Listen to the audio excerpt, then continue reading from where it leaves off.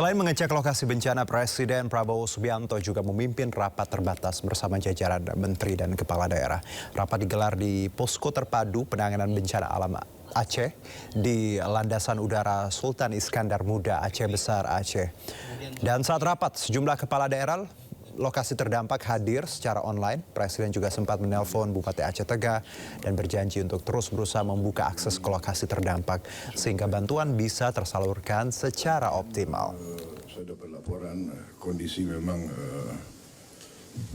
Terima kasih pengabdianmu. Tabah selalu. Saya akan berusaha nengok kalian kesempatan pertama. Ya. Terima kasih. Terima kasih.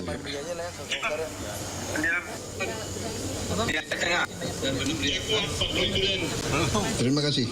Saya kalau Bupati masih senyum, saya tenang. Terima kasih. Masih senyum.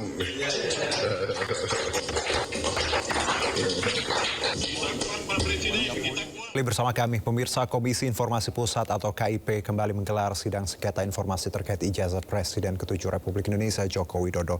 Dalam persidangan, Majelis Hakim KIP sempat mencecar KPU terkait pemeriksaan hasil uji konsekuensi.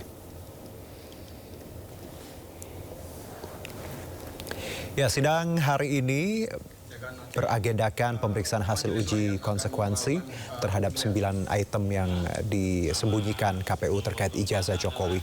Majelis Hakim KIP mempertanyakan hasil uji konsekuensi yang dilakukan KPU apakah terbuka atau tertutup alias dikecualikan. KPU pun menjelaskan bahwa ijazah merupakan dokumen yang terbuka, namun KPU tetap menjunjung prinsip kehati-hatian untuk melindungi data pribadi. Terbuka dari publik. Artinya kesimpulannya, izin majelis. Tadi saudara termohon menyatakan bahwa saudara itu sebenarnya ingin memperlihatkan, begitu ya? Betul ya? Betul majelis. Anda ini termohon itu paham tidak berkaitan dengan prinsip pengecualian informasi?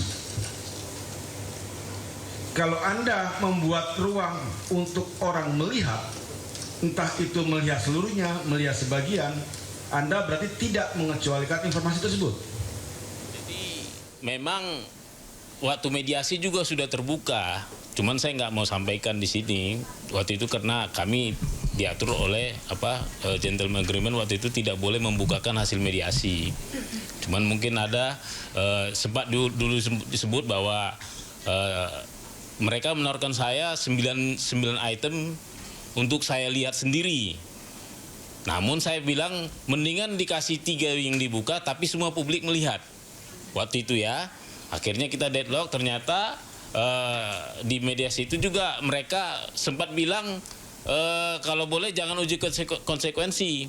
Nah mungkin ini jawabannya. Ternyata hasil uji konsekuensi juga menyebutkan itu adalah terbuka, bukan tertutup alias dikecualikan. Terbukti tadi logika berpikir majelis komisioner itu benar. Kalau ke saya bisa dibuka, berarti semua kita tinggal mengkloning seperti saya. Lakukan prosedur yang seperti saya lakukan. Ikuti aja jalur penelitian, ya kan? Pasti semua dapat. Jangan-jangan semua rakyat Indonesia tiba-tiba jadi peneliti. Kita ke informasi lainnya, pemirsa. Masuk daftar pencarian orang dari negaranya, seorang WNA asal Cina diburu petugas imigrasi kelas 1 Jakarta Selatan. Sempat terjadi kejar-kejaran karena WNA yang diburu itu berusaha kabur dari petugas. Dia kabur, turun dari mobil, sekarang saya ikut Gojek. Inilah aksi kejar-kejaran saat pria asal Tiongkok akan diamankan petugas imigrasi kelas 1 Jakarta Selatan di wilayah Jalan Jenderal Sudirman, Jakarta Selatan. Mobil yang ditumpangi WNA Tiongkok itu terus melaju, meski polisi sudah berusaha untuk menghentikannya. WNA yang diketahui telah masuk daftar pencarian orang di negaranya itu terus melarikan diri hingga masuk ke stasiun MRT. Upaya pelariannya dapat dihentikan petugas imigrasi dibantu petugas keamanan stasiun setempat. Namun saat akan diterbangkan menuju negaranya dari Bandara Soekarno-Hatta, WNA Tiongkok tersebut terus meronta-ronta hingga dibopong oleh sejumlah petugas menuju ke dalam pesawat.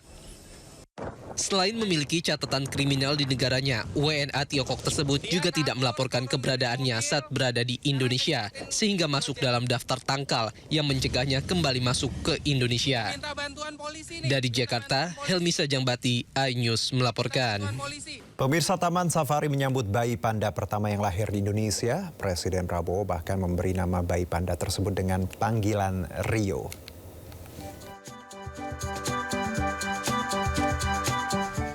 Taman Safari Indonesia Bogor menyambut kelahiran bayi panda pertama di Indonesia. Di hadapan Ketua MPR Cina, Presiden Prabowo mengumumkan bahwa bayi panda itu diberi nama Satrio Wiratama. Nama Satrio Wiratama mengandung arti pejuang, mulia, serta berbudi luhur. Bayi panda yang dipanggil Rio ini lahir di Bogor pada tanggal 27 November 2025 lalu dari indukan Huchun dan pejantan Chai Tao asal Cina. Penantian panjang selama 10 tahun hingga menjadi bayi panda pertama yang lahir di Indonesia mewarnai perjalanan bayi panda Rio. Usaha untuk memperoleh keturunan panda di Taman Safari sudah dilakukan sejak tahun 2017 ketika pasangan panda Huchun dan Chai Tao tiba di Indonesia.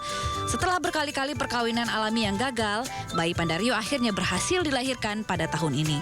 Berdasarkan pemeriksaan awal medis, bayi panda Rio diduga berjenis kelamin jantan, namun penentuan akhir akan dilakukan beberapa minggu ke depan. Kelahiran Rio menandai keberhasilan program konservasi panda Indonesia-Cina dan kini Indonesia resmi memiliki anggota baru keluarga panda dengan kehadiran si mungil bayi Rio. Tim Liputan iNews melaporkan. Terima kasih masih bersama kami. Pemirsa, Timnas Indonesia akan menghadapi Filipina dari fase grup sepak bola SEA Games Thailand nanti malam. Filipina bertekad memecah rekor kebuntuan gagal ke semifinal, sementara Indonesia datang sebagai juara bertahan.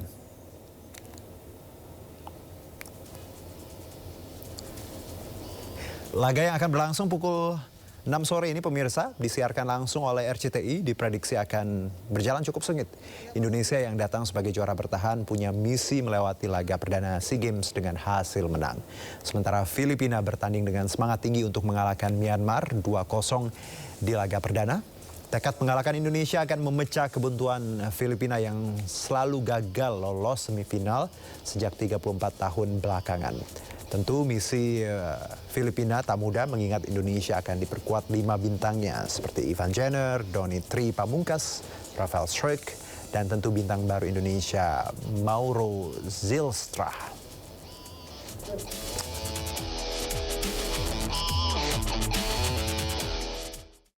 Ya, sementara itu lewat perjuangan Timnas Putri Indonesia lolos ke babak semifinal cabang olahraga sepak bola SEA Games 2025 usai mengalahkan Singapura. Garuda Pertiwi taklukkan Singapura 3-1.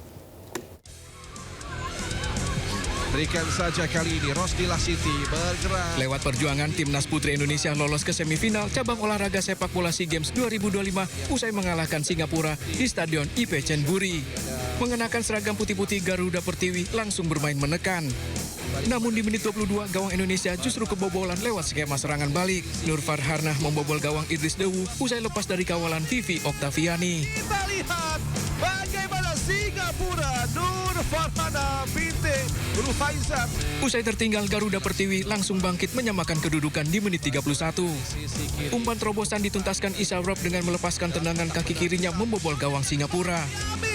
Ini dia Indonesia, kali ini akhirnya dapat menggagal dan juga memberikan keadaan dan juga menyamakan.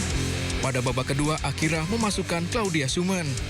Hasilnya di menit 62, Claudia membuat Indonesia berbalik unggul 2-1, asis Marcella Awi dikonversi menjadi gol. Bergerak, kita lihat peluang yang diambil oleh tentunya Claudia Chonoman. Ini yang kita lihat dan juga kita manfaatkan. Selama menit-menit akhir pertandingan, Singapura dan Indonesia jual beli serangan.